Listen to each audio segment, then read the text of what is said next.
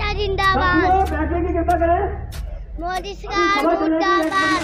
अपने काले कानून वापस लो। मोदी सरकार मुर्दाबाद। और ऐसे ही समर्थन करते रहेंगे। जय जवान जय किसान। जैसा कि है सरकार बोलती है कि जो रोड पे खड़े हैं वो असली किसान नहीं है, तो इस पे आप क्या कहना चाहेंगे? देखिए, ये तो सरकार की एक पॉलिसी होती है। सरकार 3 कानून वापस नहीं ले रही है, तो ये आंदोलन आगे भी चलेगा क्या? ये आंदोलन आगे भी चलता रहेगा। जैसे कि पिछले 10 महीनों से ये आंदोलन लगातार चल रहा है, बिल्कुल शांतिपूर्वक तरीके से चल। प्रशासन की क्या तैयारी? देखिए, किसान आंदोलन का जो आह्वान है इन लोगों का कि बाज़ार बंद कराएंगे, तो इन लोगों द्वारा पहले से ही व्यापारियों से मीटिंगें करके उनका सहयोग लिया गया है। और जो स्वेच्छा से अपनी दुकान बंद कर रहे हैं उन लोगों ने सुबह से ही अपनी दुकान बंद कर रखी है। नमस्कार, मैं विवेक सिंह राणा और आज हम आए हैं नानकमता विधानसभा में। जैसा कि आज किसानों के द्वारा भारत बंद करने का ऐलान था और आप देख सकते हैं कि आज पूरी मार्केट बंद है। मैं इनसे दरख्वास्त कराऊंगा कि मार्केट को दिखाएं। सारी दुकानें जैसा कि बंद हो चुकी हैं। और इस बीच हम कुछ किसान भाइयों से बात करेंगे और जानेंगे कि इस जो किसान आंदोलन उसको कितना समर्थन मिल रहा है, कितना नहीं मिल रहा है। सर, जैसा कि 1.5 साल के करीब ये आंदोलन चल रहा है, तो आज मुख्यतः किस चीज़ के लिए बैठक की? देखिए, जैसे अभी आपने कहा कि 1.5 साल हो चुका है इस आंदोलन को और 10 महीने हो गए हैं। कल 26 तारीख को 10 महीने हो गए दिल्ली में बैठे हुए किसानों को। तो सरकार द्वारा कोई भी जो है ठोस जवाब नहीं दिया गया, कोई निर्णय नहीं लिया गया। जो काले कानून बनाए थे उनको वापस नहीं लिया गया। कई दौर की वार्ता भी हो चुकी है। तो इसी क्रम में जो है किसान आंदोलन को मजबूत करने के लिए हमारे संयुक्त मोर्चे द्वारा एक कॉल की गई थी, देशवासियों से अपील की गई थी कि एक दिन भारतवर्ष को बंद करके सभी भारत के वर्ष के वासी जो हैं वो सहयोग करें, किसान आंदोलन का सहयोग करें, कानून वापसी में सहयोग करें। तो ये एक जो है हमारे संयुक्त मोर्चे का निर्णय था। तो उसी निर्णय के तहत जो है आज हम लोग नानकमता साहिब में बैठे हैं। और नानकमता साहिब के व्यापारियों का मैं धन्यवाद भी करना चाहूँगा, क्योंकि इन्होंने बहुत बड़ा सहयोग दिया हमको। आज मैं देख रहा हूँ कि कोई भी दुकान जो है यहाँ पर नहीं खुली है। जी, जैसा कि है सरकार बोलती है कि जो रोड पे खड़े हैं वो असली किसान नहीं है, तो इस पे आप क्या कहना चाहेंगे? देखिए, ये तो सरकार की एक पॉलिसी होती है और ये जो सरकार है ये सही मायने में तो ये ना गरीब जनता की है, ना छोटे व्यापारी की है और ना किसान की है। क्योंकि ये जो सरकार है ये उद्योगपतियों की सरकार है। जो बड़े बड़े उद्योगपति हैं, अडानी, अंबानी और बहुत सारे उनके साथी हैं, तो ये सरकार जो है उनकी सरकार है। इसलिए इनको जो है किसी भी वर्ग से लगाव नहीं है। क्योंकि इसीलिए ये बार बार अब कहती है तो किसानों का ये सम्मान नहीं करती है। तो ये सरकार जो है इस समय जो है मानसिक रोगी हो चुकी है। तो इसीलिए जो हमारे जनता का जो अपमान करती है। तो सर, जैसा कि ये किसान आंदोलन चल रहा है उससे जनता का कितना सपोर्ट मिल रहा है आपको? जनता का बहुत बड़ा सपोर्ट है। जब ये आंदोलन शुरू हुआ था, पंजाब से शुरू हुआ, उसके साथ हरियाणा मिला और 3 दिसंबर को हम लोग भी गाजीपुर बॉर्डर में 1 दिसंबर को गए थे और 3 दिसंबर को वहाँ पर जो है हाईवे जाम किया गया था। तो उस दिन से वहाँ पर हम लोग हैं।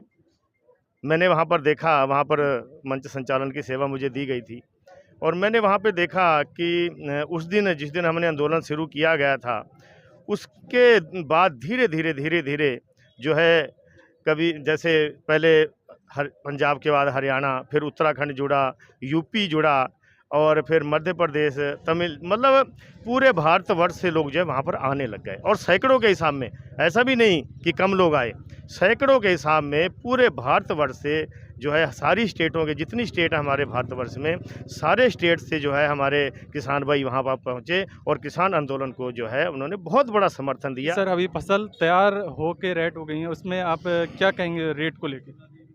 देखिए, ये आप लोगों को पता है, हमने देखा है कि किसानों के साथ हमेशा सरकारों ने धोखा किया है।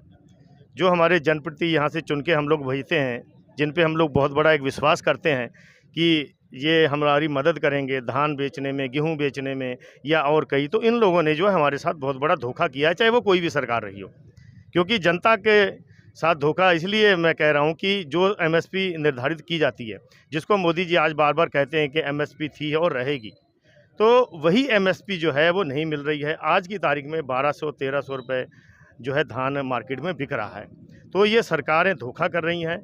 इन्होंने कोई कानून जो बना रखा वो लागू नहीं किया है। और इस समय जो योजना जो हमारे उत्तराखंड में कच्चे आढ़ती की थी, वो योजना जो है 1 तारीख से पिछले साल जो है खरीद शुरू हो गई थी। लेकिन इस बार जो है हमारे क्षेत्र के जो है यहाँ के मंत्री और जो हमारे क्षेत्र के विधायक हैं, वो बड़े व्यापारियों से मिल चुके हैं, उनसे सौदा कर चुके हैं और हमारे किसान भाइयों की फसलों का जो है वो दाम वहाँ पर सौदा लगा चुके हैं, वहाँ पे दलाली वो ले चुके हैं और इन्होंने इनसे मिल के जो है 20 तारीख निर्धारित कर दी है।